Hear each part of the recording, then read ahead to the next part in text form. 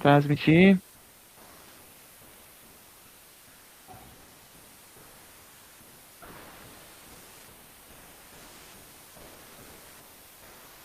Já estamos ao vivo?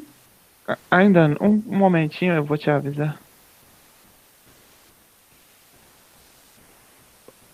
Vamos começar. Bom, boa tarde a todos. Bem-vindos aí ao nosso ciclo de palestras sobre energias renováveis no oceano. Tá? Nós estamos ao vivo agora pelo canal do YouTube do PRH 18. Gostaria de agradecer a presença de todos os ouvintes, né? E esse evento, né, o nosso ciclo de palestras, ele é fruto de uma parceria entre dois PRHs da UFRJ, né, o PRH 7 e o PRH 18, e o Grupo GERO, que é o Grupo de Energia Renovável no Oceano, da COP UFRJ. Eu gostaria de agradecer, né, por essa parceria ao coordenador do PRH 7, o professor Célio Albano, ao coordenador do PRH 18, o professor Júlio Cirino, e ao chefe do Grupo GERO, o professor Segente. Bom, representando o PRH 7, né, estou eu aqui, Giovana Drummond, sou pesquisadora visitante do PRH 7. Representando o PRH 18, né, a gente tem aqui conosco hoje o Mojtaba Maali, que é pesquisador visitante do PRH 18. E representando o Grupo GERO, né, nós temos o nosso palestrante, que é o Luiz Felipe Tavares, e o PV do PRH 18, que também faz parte do Grupo GERO, Mojtaba Maali. Bom, como eu falei, né, esse ciclo de palestras, esse evento é fruto de uma parceria entre dois PRHs da UFRJ. Né? Ao todo, no Brasil, nós somos 55 PRHs, né, espalhados aí pelo Brasil. Mas o que é o PRH? O PRH é o Programa de Recursos Humanos da Agência Nacional do Petróleo, né, da ANP. O objetivo desse programa, né, é formar alunos de graduação, mestrado, doutorado e, atualmente, também pesquisadores de pós-doutorado, né, no caso do PRH número 7, né, com conhecimentos interdisciplinares nos temas relacionados à integridade estrutural em instalações da indústria do petróleo, gás, biocombustíveis e energias renováveis da Universidade Federal do Rio de Janeiro, a UFRJ. Né, o PRH 7 aí engloba, né, alunos e pesquisadores dos programas de engenharia naval e oceânica, engenharia de petróleo, engenharia de materiais e engenharia civil. Bom, e agora para falar um pouquinho, né, aí do PRH número 18 e do Grupo GERO, né, eu passo a palavra para o PV do PRH 18, Mojtaba Maali. Obrigado, Giovana. Boa tarde a todos. Meu nome é Mojtaba Maali, eu sou pesquisador visitante do PRH 18 da UFRJ. O PRH 18 é um programa de recursos humanos da ANP, que é da Engenharia Naval e Oceânica, e o tema do PRH 18 é Sistemas Oceânicos e Tecnologia Submarina para a Explotação de Petróleo e Gás e Energias Renováveis. O coordenador do PRH 18 é o professor Júlio Cirino. Atualmente eu estou atuando na área de energias renováveis no oceano, no grupo de energia renovável no oceano, GERO, da COP, pela liderança do professor Segem. O nosso palestrante de hoje é Luiz Felipe Tavares, ele também faz parte do GERO. Luiz Felipe tem mestrado em meteorologia pela UFRJ 2017. Ele é doutorando em engenharia naval e oceânica na COP UFRJ e pesquisador no GERO e especialista em energia eólica e modelagem atmosférica. Ele atua também nas áreas de turbulência, termodinâmica atmosférica e dinâmica atmosférica. Esse ciclo de palestras é organizado pelo PRH 7 e PRH 18 em parceria com o GERO. Outros integrantes do grupo são o professor Milad Schatman, Dr. John Shujitali, Guilherme Pimenta e Marcelo Nagato. Obrigado, Felipe, pela presença. E eu agora passo a palavra para a PV do PRH 7, Giovana, para algumas considerações. Bom, antes de eu passar a palavra aí para o nosso palestrante do dia, eu queria fazer algumas considerações, né, dizer que o evento está sendo gravado e transmitido ao vivo pelo canal do YouTube do PRH 18, tá? A gravação, né, desse evento vai ser disponibilizado depois, assim como o PDF da apresentação do palestrante e as perguntas, né, feitas pelo chat, através do e-mail das pessoas, né, dos participantes que se cadastraram através do nosso formulário. Os participantes, eles podem interagir e fazer as perguntas através do chat do YouTube. Eu peço para que, por favor, né, todos os participantes, eles se identifiquem no chat, mesmo que você não for fazer uma pergunta, né, coloca lá seu nome e qual a sua instituição, né, qual a sua universidade ou qual indústria, né, você trabalha, qual empresa você trabalha, só para a gente ter uma ideia do público que está assistindo, do público que está participando do evento, tá? Como eu já falei, a apresentação e as respostas das perguntas serão enviadas por e-mail para os inscritos. Bom, então agora eu passo aí a palavra para o nosso palestrante. Antes de passar a palavra para o Luiz Felipe, eu gostaria de pedir para todos seguirem as nossas redes sociais, tá? O Instagram e o Facebook, tá? As páginas aí do Instagram, do PRH7, do PRH18 e do Grupo Gero, assim como a nossa página no Facebook, facebook.com/PRH7UFRJ, e também peço para que todos acessem o site do Grupo Gero, www.gero.cop.frj.br, porque é a partir desses canais que a gente divulga, né, todos os nossos eventos. E agora sim eu passo a palavra para o nosso palestrante do dia, Luiz Felipe Tavares, para que ele possa começar a sua apresentação. Obrigada aí, Luiz Felipe, pela presença. Tá? Tenham todos aí uma boa palestra. Você pode apresentar aí, por favor, na tela, sua apresentação em slide. Uma janela, né? Isso. Apresentar agora uma janela, e aí você seleciona seu PowerPoint.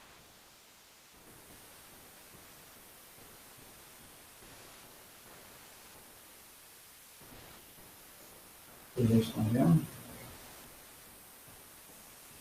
Ainda... Isso, agora eu estou vendo. Isso, estamos vendo a sua apresentação sim, Luiz. Ok, obrigado. Boa tarde. Primeiro, agradecer a presença de todos, ao convite que não estava, da Giovana. Então, a minha formação é um pouco diferente dos outros pesquisadores, eu sou meteorologista. Então, meu objetivo hoje é trazer uma visão mais das geociências, da meteorologia, e com uma modelagem atmosférica, ela pode contribuir, né, para a ciência que é a energia eólica. Acho que a melhor forma da gente introduzir o tema de energias renováveis é começar falando sobre a grande questão que a humanidade enfrenta nas últimas décadas, que é as mudanças climáticas por causas antropogênicas, que são atribuídas ao aumento da concentração de gases de efeito de estufa, principalmente o dióxido de carbono, e contribui para diversos efeitos, como aumento da temperatura média do planeta, aumento da frequência dos fenômenos climáticos, mudanças nos padrões climáticos, inclusive os padrões de vento. E a energia eólica ela se coloca como uma excelente alternativa para a mitigação desses efeitos. Tanto a modalidade onshore como a modalidade offshore. Alguns autores já colocam a energia eólica como tendo uma participação de 30% a 50% de toda a matriz elétrica mundial até 2050. Isso significa a gente multiplicar por um fator de 10, né, essa participação da energia na energia eólica. Então, com essa perspectiva de crescimento, a gente sabe que a gente tem essa perspectiva de crescimento pelo grande potencial que a energia eólica ela tem. E a gente sabe também que grande parte desse potencial está no Brasil, tanto onshore quanto offshore. E uma primeira e fundamental etapa para a gente poder explorar bem esse recurso, né, de forma eficiente é realmente conhecer qual é o recurso de cada área, fazer um mapeamento, né, eficiente desse recurso. Aqui são dois gráficos de capacidade global instalada, acumulada durante os anos. Do lado esquerdo, a modalidade onshore, do lado direito, a modalidade offshore. A gente consegue observar que há um contínuo crescimento, né, através dos anos. E além disso, principalmente quando a gente olha para offshore, esse crescimento foi quase que exponencial, né, a partir dos anos 2000. E no final de 2019, a modalidade offshore ela já representava 5%, né, da modalidade onshore. Então, a modalidade offshore, da energia eólica offshore, ela possui algumas vantagens, né, com relação à modalidade onshore, que é a maior velocidade do vento comparada às regiões continentais, menores flutuações de turbulência, muito pelo fato da rugosidade, né, da superfície do oceano ser menor comparado com as regiões continentais, e maior espaço disponível e possibilidade de instalação de maiores estruturas. Passando um pouquinho pelo potencial offshore do Brasil, apresentando dois estudos. Primeiro, de Pimenta Colaboradores, que a partir de dados satélites estimou um potencial teórico de 1,3 terawatts, para profundidade de até 100 metros, para toda a costa brasileira. E um estudo do nosso grupo, desse ano, através de análises atmosféricas, eu vou explicar também o que são de análise, estimou um potencial técnico de 120 gigawatts para a região sudeste, 19 gigawatts para a região sul, profundidade de até 1.000 metros. Só voltando aqui um pouquinho, se a gente for comparar com tudo que a gente tem no mundo de capacidade instalada, onde a gente, no final de 2019, tem 29 gigas, a gente percebe que realmente o potencial do Brasil é enorme na modalidade offshore. Aqui é uma figura que representa a média da velocidade do vento a 100 metros. É bom para a gente identificar de todo esse potencial quais são as áreas mais favoráveis, né, que a gente tem na nossa região offshore dentro da zona economicamente exclusiva, que está marcada aqui com a linha preta, que seria a região do oceano onde a gente pode explorar economicamente o mar, né? Então, basicamente, a gente tem três regiões mais favoráveis. Primeiro, o norte da região nordeste, próximo aqui ao Rio de Janeiro e Espírito Santo, ao litoral do Rio de Janeiro e Espírito Santo, e em parte do litoral sul. A definição de energia eólica, a gente pode definir a energia eólica como a retirada através da turbina de parte da energia cinética associada ao escoamento, né, do ar e a transformação de parte dessa energia cinética em energia elétrica. Então, a grande variável que a gente tem nesse sistema é o comportamento do vento, né, o que vai ter a maior variação com o tempo.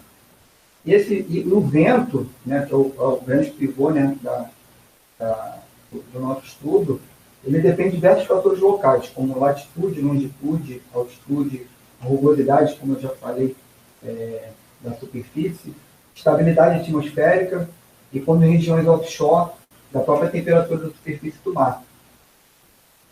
Mesmo dependendo de diversos fatores locais, a gente pode colocar como as maiores forçantes do vento, os gatilhos para a gente ter o vento no planeta são forçantes globais. E para isso a gente tem um modelo teórico de circulação geral da atmosfera, onde a gente tenta explicar a circulação como um todo do planeta. Se a gente pensar que a fonte primária de energia dos processos físicos que acontecem na atmosfera é o Sol, essa radiação do Sol ela é uma radiação de onda curta. A radiação de onda curta, quando ela chega no topo da atmosfera, ela atravessa a atmosfera praticamente sem interagir com os gases que estão presentes na nossa atmosfera. Por isso que a gente costuma dizer que a nossa atmosfera ela é transparente, né, a radiação do Sol. Essa radiação ela vai chegar em maior quantidade na região tropical do que nas regiões polares, devido à inclinação da Terra. Chegando à superfície, a superfície ela vai ter uma parte, ela vai ser refletida, mas uma parte ela vai ser absorvida, e essa parte absorvida ela vai ser reemitida em radiação de onda longa. Essa radiação de onda longa vai ser responsável pelo aquecimento da atmosfera. Então, é meio contraintuitivo, mas o aquecimento da atmosfera é de baixo para cima. Bem, então, quando a gente tem um maior aquecimento aqui na região tropical, então esse ar mais aquecido, a densidade dele vai diminuir e ele vai ser gerado uma força de empuxo. Então ele vai ter uma tendência, o ar vai ter uma tendência de subida, de movimento ascendente na região tropical.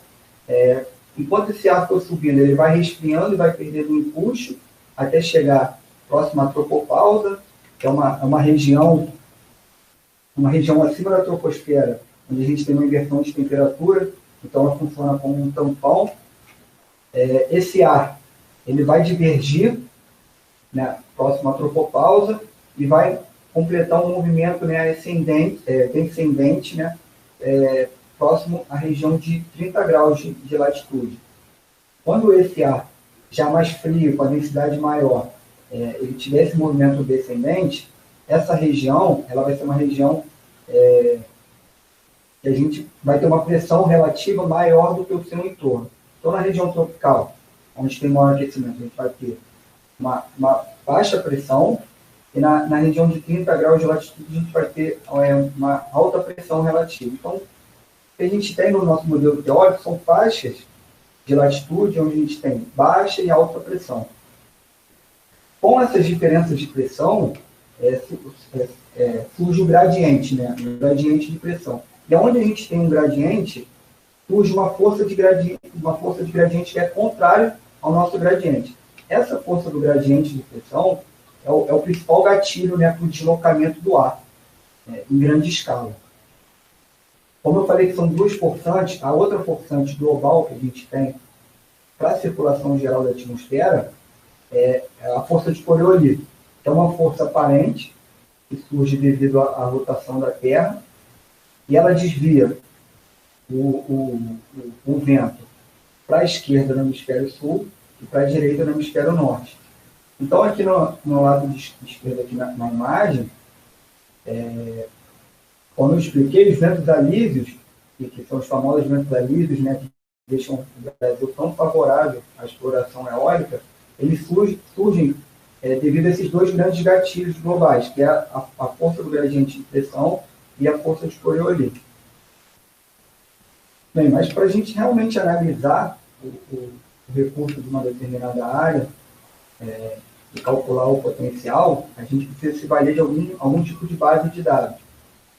A gente pode dividir essas bases de dados em três grandes grupos, né? Primeiro são as observações in situ,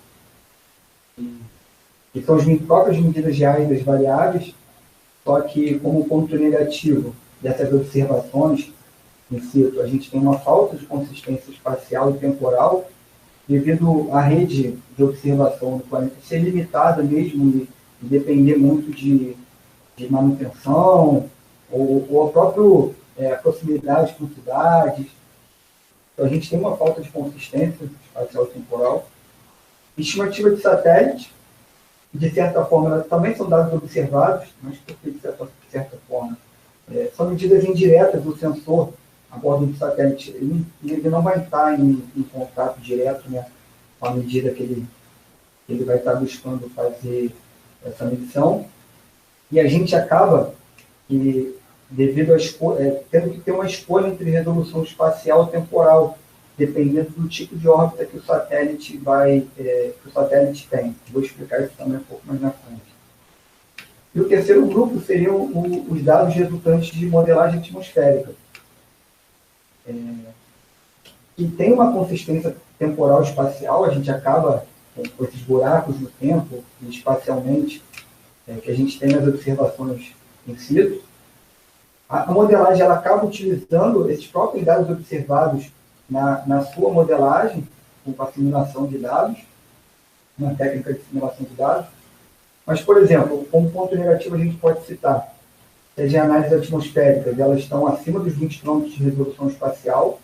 Então, às vezes, uma análise assim mais criteriosa, uma resolução baixa, né, temporal. A necessidade de parametrizações, que são aproximações nas equações que a gente faz para representar alguns efeitos físicos do modelo. O alto custo computacional. Aqui eu vou falar de uma curiosidade, para a gente ter uma ideia de qual é o grande custo computacional da modelagem atmosférica. As duas áreas que mais utilizam recurso computacional é a própria modelagem atmosférica, os estudos de clima e de previsão de tempo, e as simulações de explosões nucleares. Então, essas são as duas áreas que mais utilizam o custo computacional hoje em dia para fazer simulações. Aqui é uma figura para ilustrar a rede global de observações. Então, esses dados observados eles podem vir de diversas fontes, como navios, boias, observações a bordo de avião, satélites. Então, é uma rede complexa, é uma rede cara, e com isso a modelagem, ela hoje em dia é uma ferramenta para você complementar as observações. Os satélites, onde a gente tem as duas principais órbitas usadas dos satélites, são as órbitas, a órbita polar e a órbita geoestacionária. A órbita polar, a gente tem um satélite mais próximo à Terra, então a gente tem uma melhor resolução espacial.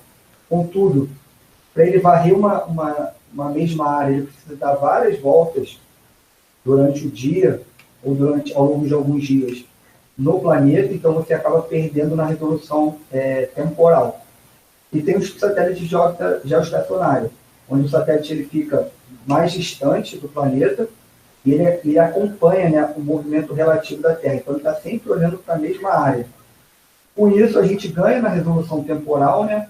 A gente consegue observar uma mesma área sempre, só que perde na resolução espacial, por isso o satélite está bem longe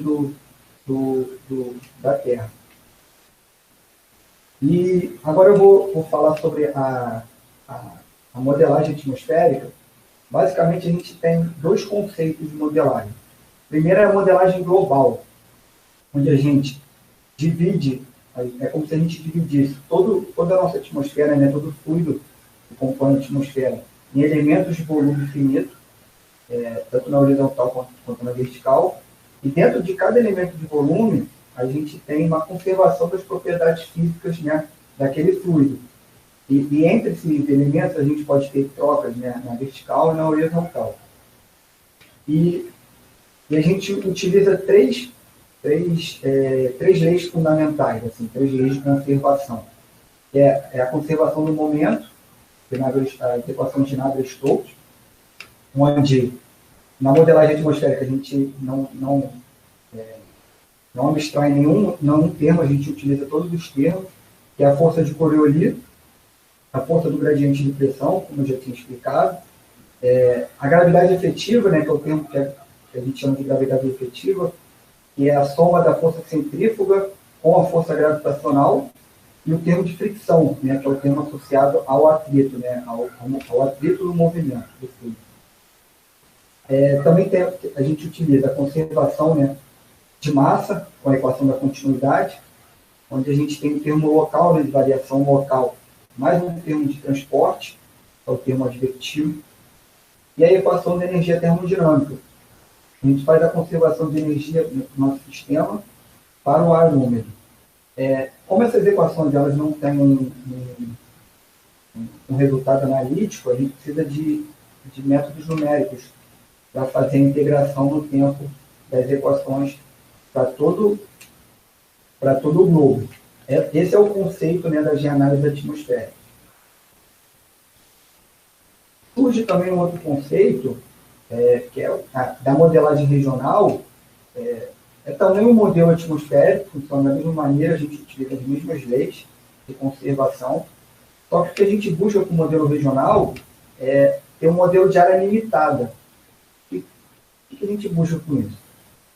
Uma área limitada, a gente pode, nessa área, aumentar a nossa resolução espacial e temporal, e com esse aumento de resolução espacial e temporal, buscar ter um resultado mais preciso, né? Ou capturar alguns fenômenos e com a resolução do modelo global a gente não consegue capturar, tentando utilizar menos custo computacional para isso.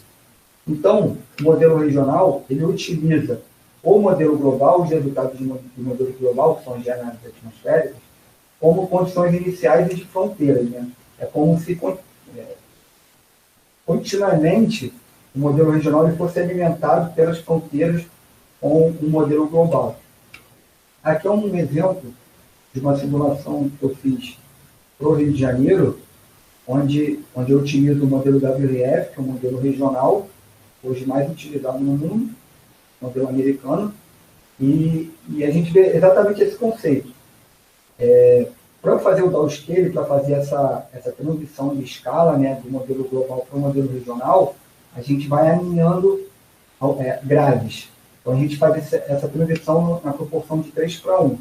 Vamos dizer que eu tinha uma reanálise com 27 km. Então, minha primeira grade no modelo regional ela vai estar em 9, e a minha grade de objetivo, né, de maior resolução, ela vai estar em 3 km.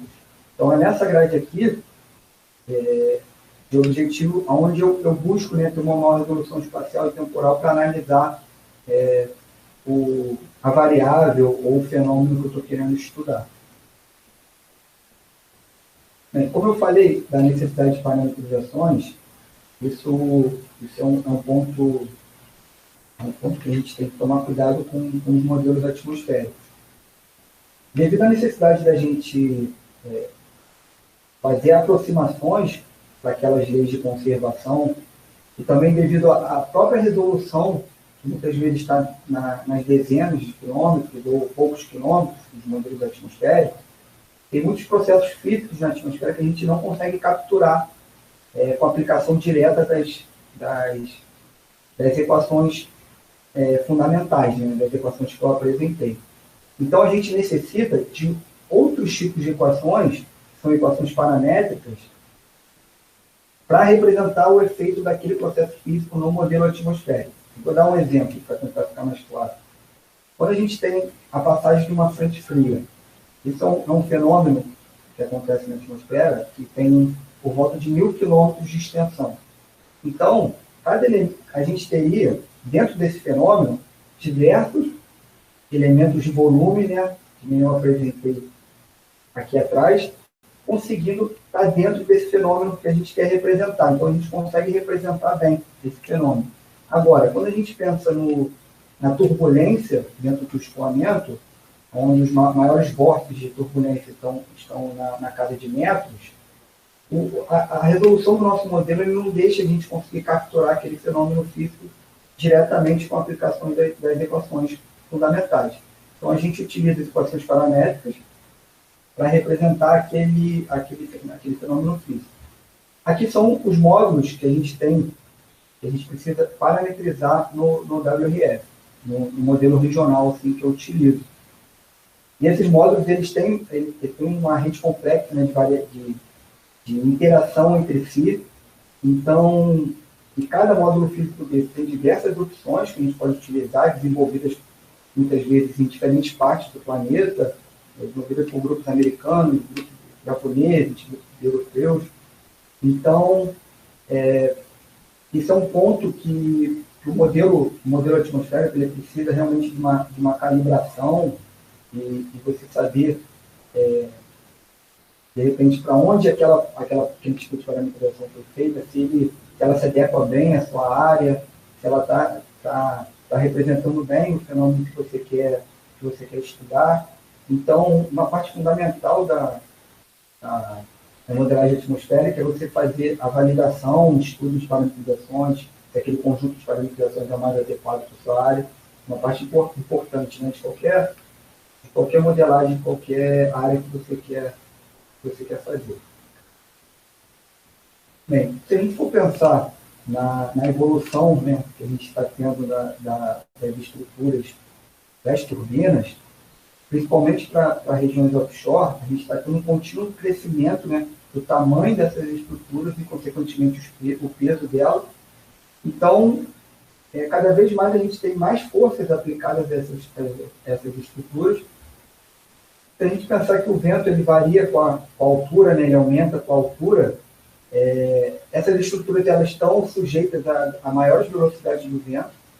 Além das maiores velocidades do vento, há maiores diferenças, né, de velocidade do vento. A gente tem uma menor velocidade do vento quando a pá passa no seu ponto mais baixo e no seu ponto mais alto. Esses elementos também é um problema, podem causar problemas estruturais nas turbinas, como o Gustavo e o João já explicaram nas outras palestras.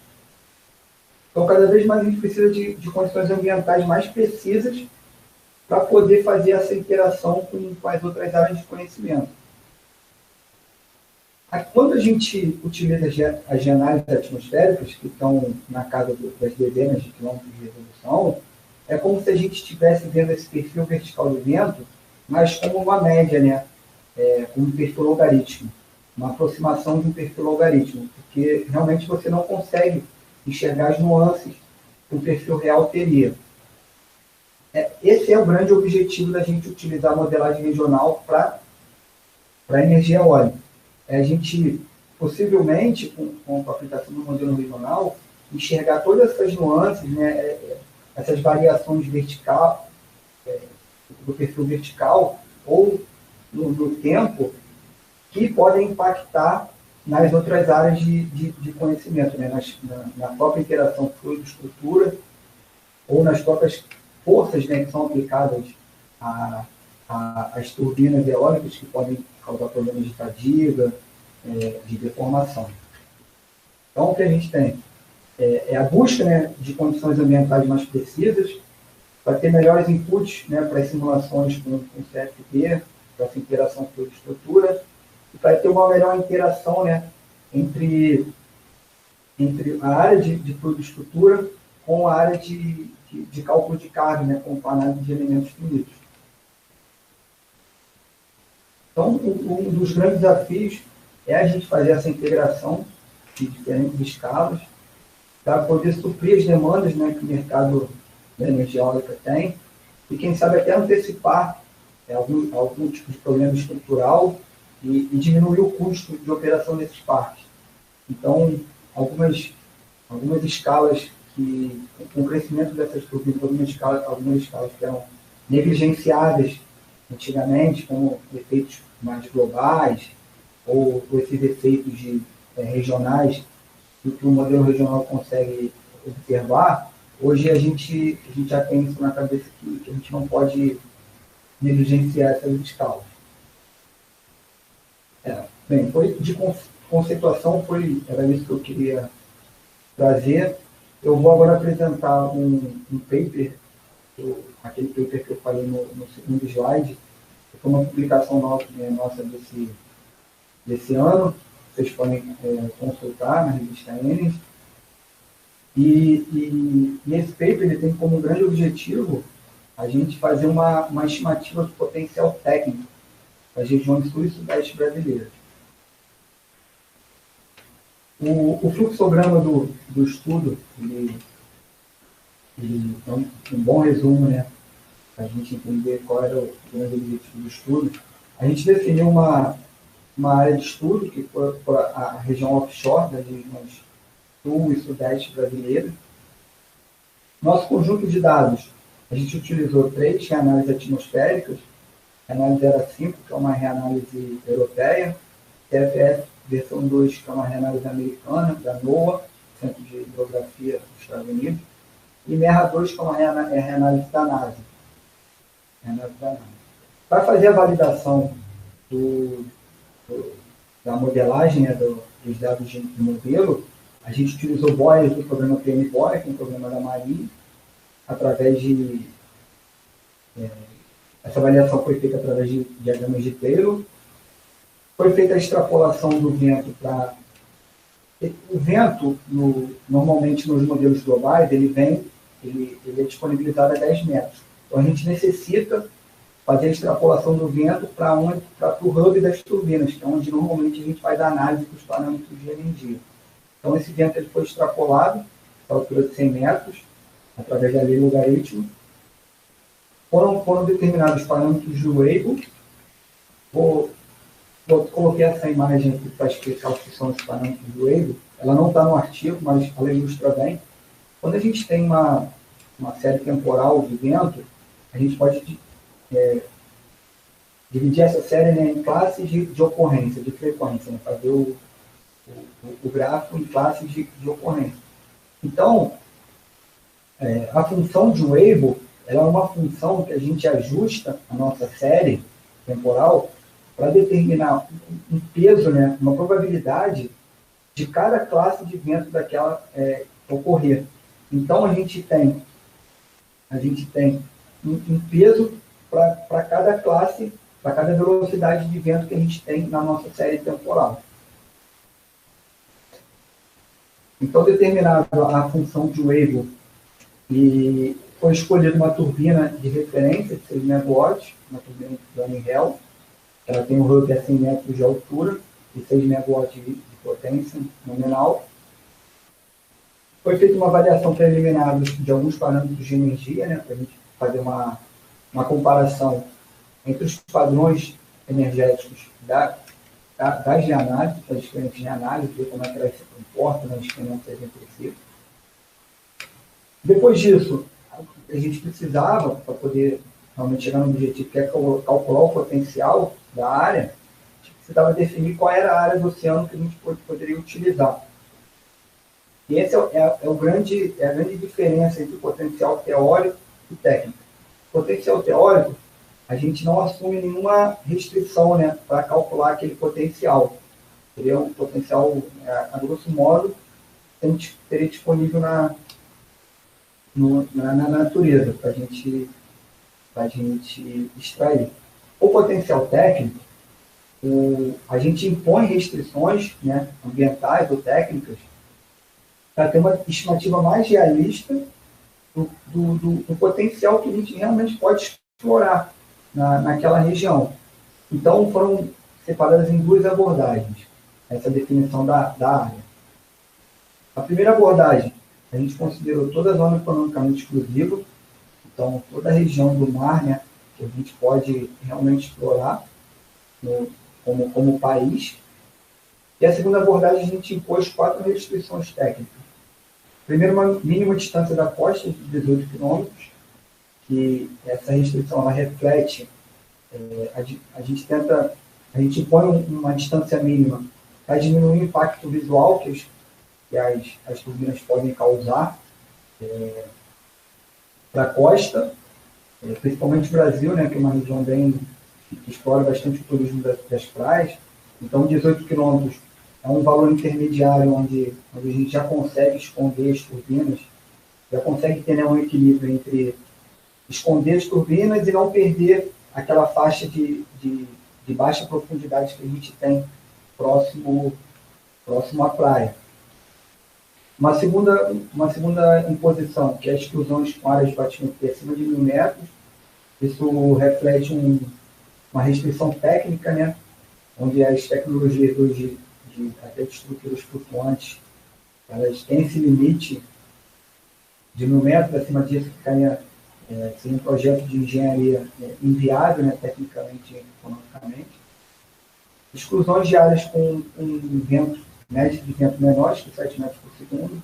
Essa é uma restrição técnica também, onde a gente tem que regiões que têm velocidade média abaixo de 7 metros por segundo serão regiões que realmente não valeria a pena fazer essa extração de energia. Economicamente não seria viável. E exclusões de áreas de proteções ambientais, né?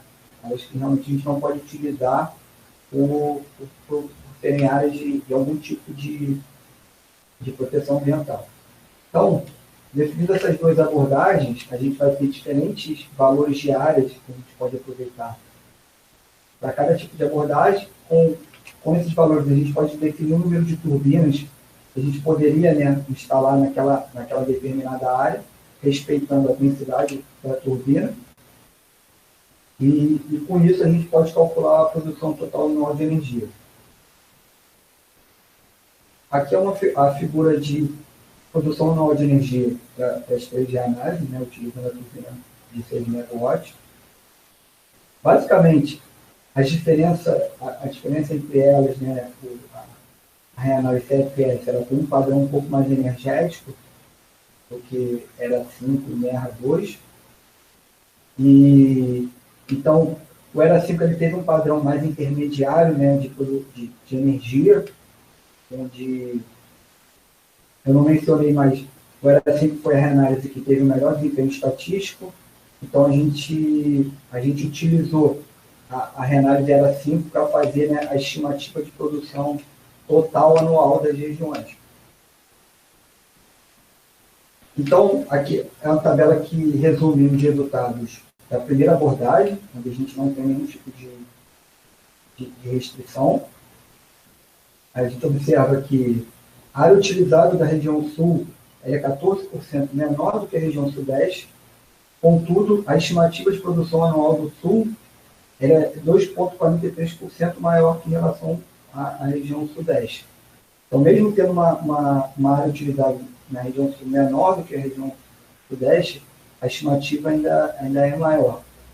Isso se deve ao fato da gente, se se a gente olhar lá o mapa, lembra do mapa de velocidade média, a velocidade média anual na região, né, offshore sul, da região sul ali, ela é maior do que da região sudeste. Então, o recurso, né, ele está diretamente ligado à velocidade média que a região tem. E quando a gente compara essa estimativa de produção de energia com a demanda elétrica das regiões, a gente observa que essa estimativa de energia ela é aproximadamente 22 vezes, 61 vezes maiores que a demanda elétrica das regiões. Claro, não impondo nenhum tipo de restrição técnica, e também, se a gente for pensar que a gente poderia, né, povoar toda a região offshore com uma turbina a cada 2 km². Isso não vai acontecer, mas a gente consegue ter uma estimativa, uma noção de quão grande é o potencial que a gente tem na costa brasileira.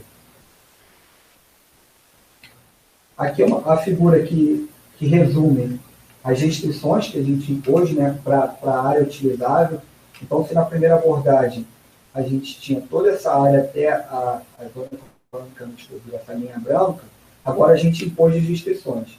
Primeira restrição, essa que está aqui marcada em rasturada, é a restrição da batimetria, acima de 1.000 metros, então a gente já exclui essa área da nossa análise. A faixa física próxima ao litoral é a restrição de impacto visual, né, de um mínimo de 18 quilômetros.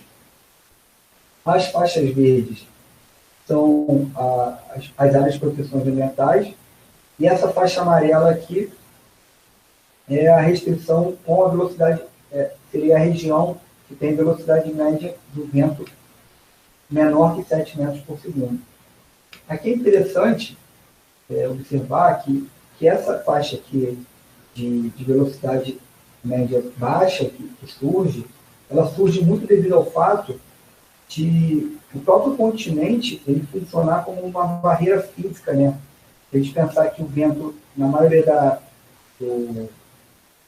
do ano, ele tem uma região, uma direção preferencial de nordeste, aqui no sudeste, o próprio continente, aqui o Rio de Janeiro e o Espírito Santo, eles servem como uma barreira física, né, para o vento. Ele causa uma desaceleração desse vento. Então, a gente vai ter uma tecnologia diferente para a instalação daquela turbina.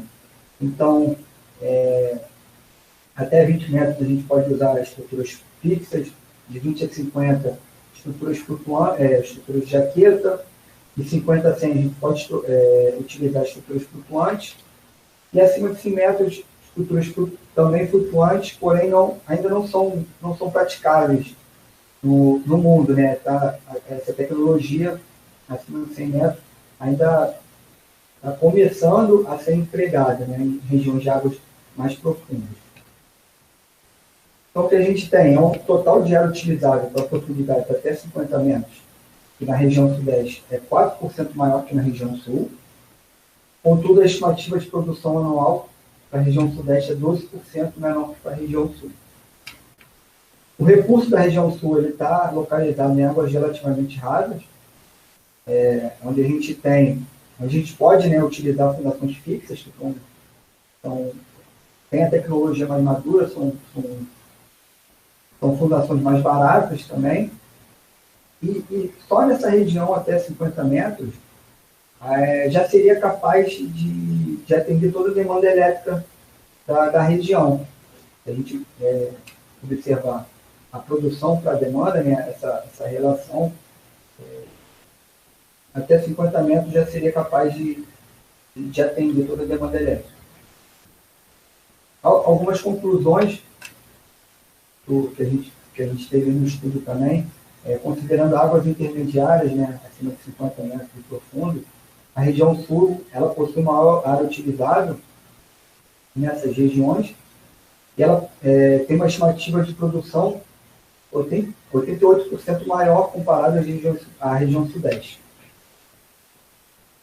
A gente também tem que 86% do recurso técnico offshore do vento das regiões sul e sudeste estão localizados em águas acima de 50 metros, e onde a implementação das estruturas de fundo fixo, elas começam a ficar inviáveis, tecnicamente e economicamente. Então, para a gente explorar onde está grande parte desse recurso, a gente realmente tem que pensar em tecnologias flutuantes, ou estruturas de jaqueta. E, para mim, esse aqui é o resultado mais interessante do artigo, onde se a gente fizer uma comparação entre a primeira e a segunda abordagem, a gente tem que a estimativa de produção anual para as regiões sul e sudeste, elas se reduzem, né? Com as restrições impostas, toda essa estimativa de produção ela é reduzida em 78% para a região sudeste e 63% para a região sul.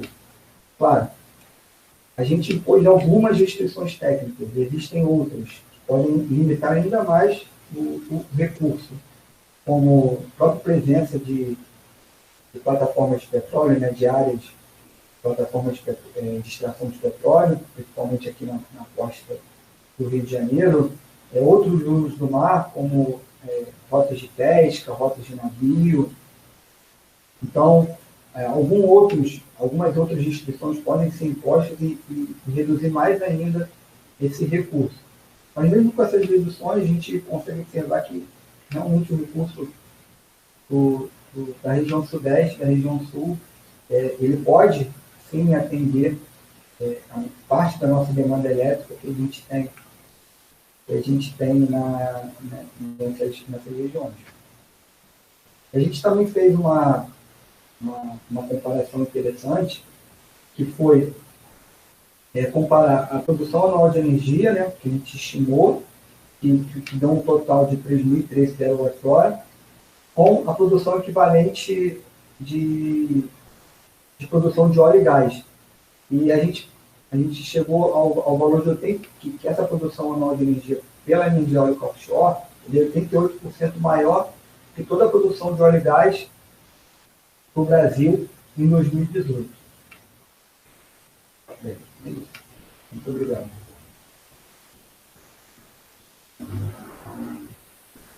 Muito obrigado, Felipe, pela apresentação, foi muito bom. Agora chegou a hora de perguntas. Primeiro foi Diógenes Fontes, ele fez a seguinte pergunta. Você mostrou uma imagem de produção anual, né? Eu acho que foi no slide 18 e 19. Ele quer saber se essa produção anual é referente à produção de uma turbina ou não. Eu parei de apresentar, vou voltar para ele aqui. Você mostrou uma imagem de uma produção anual. Ele quer saber se essa produção anual é referente a uma produção de uma turbina. Eu acho que deve ser de uma turbina, né? Mas não sei de quanto. Sim. Aqui é como se a gente pegasse um pixel do nosso modelo e tivesse uma turbina ali. Então a gente faz uma estimativa para uma turbina. Sim, para uma turbina. Com o recurso daquele, vamos dizer, naquele pixel a gente tem uma velocidade média de 9 metros por segundo. Então, com as configurações da turbina que a gente utilizou, a gente estima um valor de produção anual para uma turbina. Ok. Entendi, Luiz Felipe. Obrigada aí pela resposta, obrigado também pela excelente apresentação. Eu queria fazer uma pergunta, tá? Assim, após assistir a palestra, né, eu acredito, né, que quando a gente inclui a modelagem atmosférica, né, que é essa área de atuação, a gente aumenta a acurácia de uma simulação fluido-estrutura de uma turbina eólica, por exemplo. Quão importante você acha que isso é, né, a inserção dessa modelagem atmosférica numa simulação? Então, isso, na verdade, é o que a gente, realmente, é o grande objetivo, acho que, do grupo, a gente integrar as diferentes áreas de conhecimento. Eu, como modelagem atmosférica, eu mostrava seria a primeira etapa, né, depois que seria a interação de fluido-estrutura. Eu diria que isso realmente está na fronteira do conhecimento hoje que a gente tem em qualquer parte do mundo, que é trazer um perfil real, né, um perfil real de vento, para fazer uma análise de CFD. Porque hoje, o Gustavo pode explicar melhor para a gente, que a gente tem, muitas das vezes, a utilização de um perfil uniforme de vento, em todo aquele domínio da simulação do CFD. Só que a gente sabe, com a modelagem atmosférica, ou com os próprios dados que estão disponíveis, que um perfil ele não é estático nem uniforme durante o tempo. Na verdade, ele varia bastante, dependendo se a gente tem uma passagem de frente fria, se a gente tem uma mudança de estabilidade atmosférica, um dia muito quente, um dia mais frio. Então, eu acho que a inserção de um perfil mais real, né, com a modelagem atmosférica, um perfil que represente melhor a realidade, com certeza a gente vai ganhar acurácia nas simulações de CFD e na própria essa interação fluido-estrutura. Só que isso é um desafio tanto computacional quanto realmente conceitual, né? Como a gente consegue representar um perfil real numa simulação de CFD. Isso a gente está caminhando ainda para isso. Entendi. Obrigada, Luiz. Muito obrigado, Luiz. O José Barbosa, ele tem uma pergunta, é o seguinte: o conceito da modelagem atmosférica para a previsão de energia eólica offshore também pode ser utilizado para a previsão de energia a partir de correntes marítimas? Existem estudos atuais nesse sentido? Você sabe?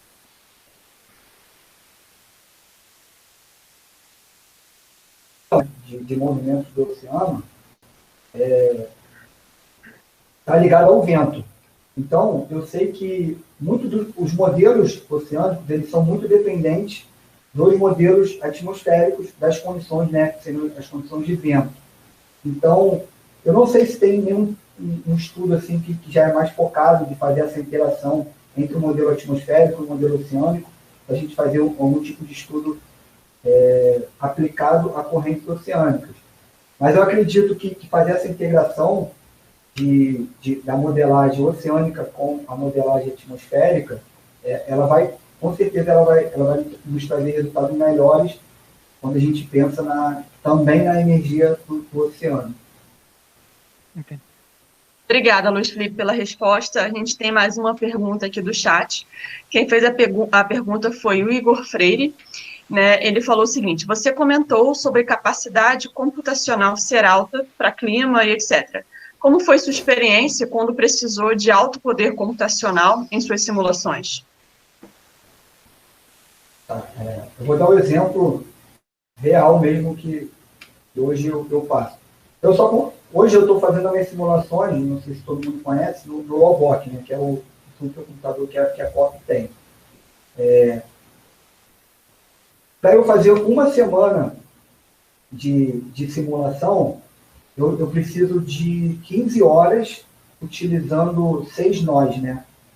Cada nó tem 48 CPUs com 24 processadores, então é como se eu utilizasse mais de 300 processadores, né? O computador comum não ia conseguir, e a cada semana eu utilizo 15 horas. Então, mesmo com alto recurso, né? Com supercomputador, realmente é um trabalho que demanda tempo, e que às vezes você tem que refazer a simulação, então você precisa realmente, para fazer um estudo assim mais aprofundado, de uma área grande, você precisa ter um alto poder computacional disponível. Não, realmente fica meio inviável você fazer numa máquina comum, ou até num cluster de menor capacidade. Entendi, Luiz. Obrigada pela resposta.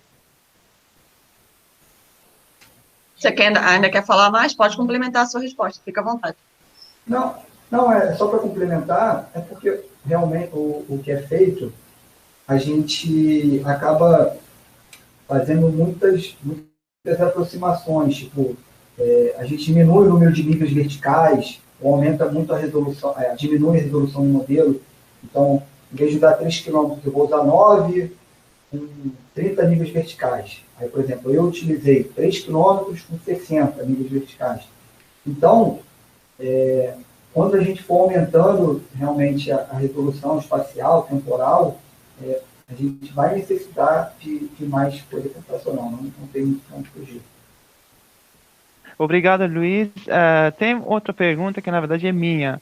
Eu só queria que você explique, eu quero que você explique um pouquinho sobre como a gente pode escolher as resoluções espaciais e temporais adequadas no WRF que você usou.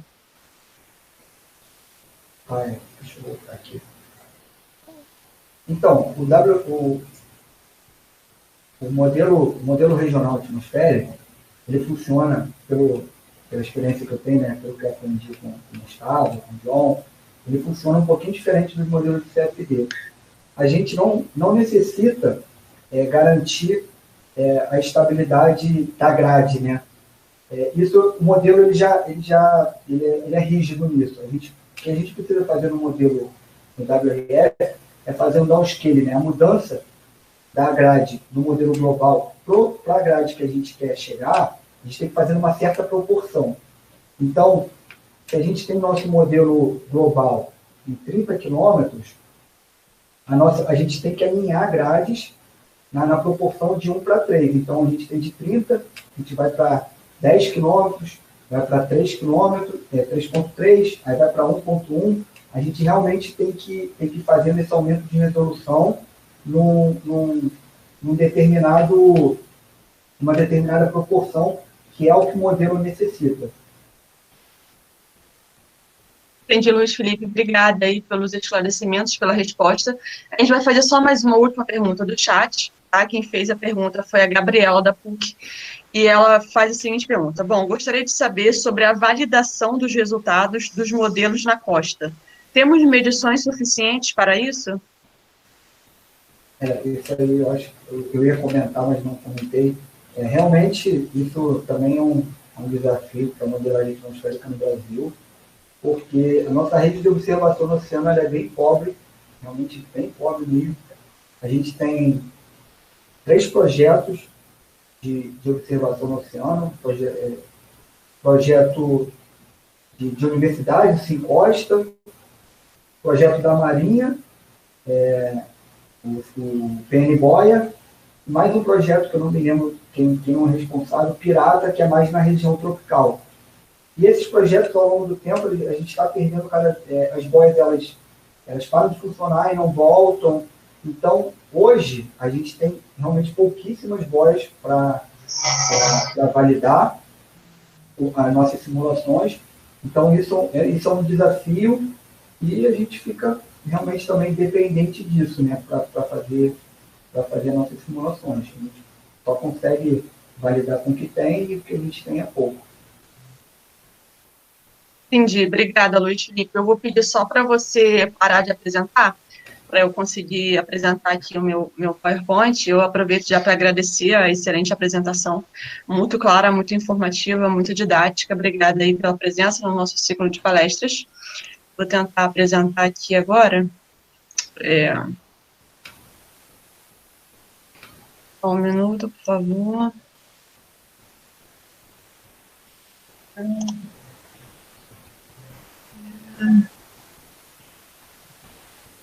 Vocês conseguem ver minha tela aí? Sim.